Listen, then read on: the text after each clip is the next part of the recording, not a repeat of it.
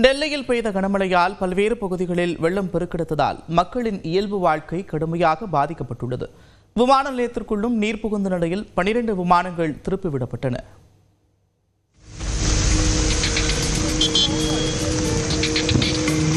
தலைநகர் டெல்லியில் கடந்த சில தினங்களாக வெயில் வாட்டி வதைத்த நிலையில் நேற்று அதி கனமழை எச்சரிக்கையை வானிலை ஆய்வு மையம் விடுத்திருந்தது. இதன்படி மதியத்திற்கு பிறகு பல்வேறு பகுதிகளிலும் கனமழை கொட்டி தீர்த்தது. இதனால் சாலைகளில் வெள்ளம் பெருக்கெடுத்து ஓடியது. வாகனங்கள் நீரில் மிதந்து சென்றன.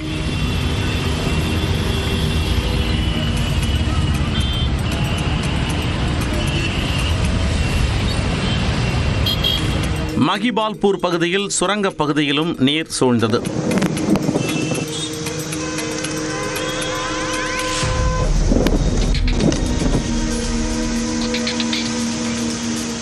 ஆர்கேபுரம் பகுதியில் மரம் வேரோடு சாய்ந்ததால் மக்கள் தவிப்புக்கு உள்ளாகினர்.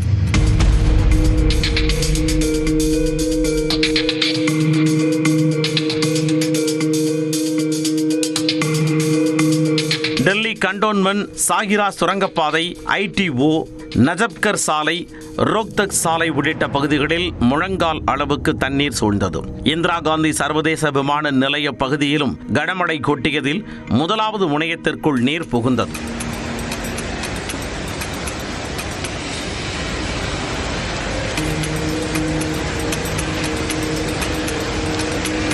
டெல்லி விமான நிலையத்திற்கு வந்த 12 விமானங்கள் வேறு விமான நிலையங்களுக்கு திருப்பிவிடப்பட்டன. நகரின் பல்வேறு பகுதிகளில் 35 கிலோமீட்டர் முதல் 40 கிலோமீட்டர் வேகத்தில் சூறாவளி காற்று வீசியது. இந்நிலையில் டெல்லியில் நாளை வரை கனமழை பெய்யும் என வானிலை ஆய்வு மையம் கணித்துள்ளது. ஹரியானாவின் குருகிராம், உத்தரப்பிரதேசத்தின் நொய்டா பகுதிகளிலும் வெள்ளம் பெருக்கெடுத்தது.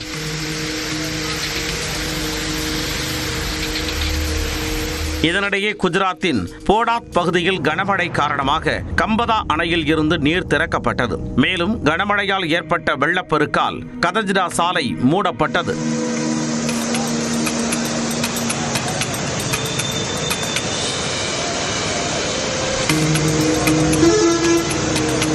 கர்நாடகாவின் குடகு மாவட்டத்திலும் கனமழையால் மக்களின் இயல்பு வாழ்க்கை கடுமையாக பாதிக்கப்பட்டது. தட்சிண கன்னடா பகுதியில் கடற்கரையோரத்தில் கடும் சூறாவளி காற்றுடன் கடல் சீற்றத்துடன் காணப்பட்டது.